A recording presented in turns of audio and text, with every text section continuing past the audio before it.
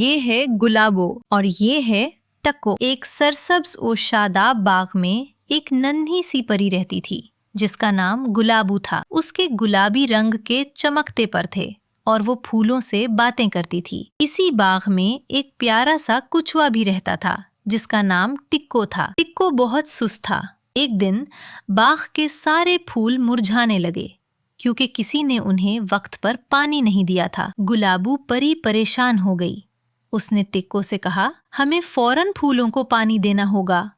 मगर टिक्को ने कहा, मैं थोड़ी देर बाद कर लूंगा। गुलाबू ने खुद ही पानी देना शुरू किया। ये देखकर टिक्को को एहसास हुआ कि उसकी सुस्ती की वजह से बाग को नुकसान हो रहा है। वो फौरन उठा और गुलाबू के साथ मिलकर सारे फूलों को पानी देने लगा। थोड़ी देर में बाग दोबारा हरा भरा हो गया और फूल खुशी से झूमने लगे।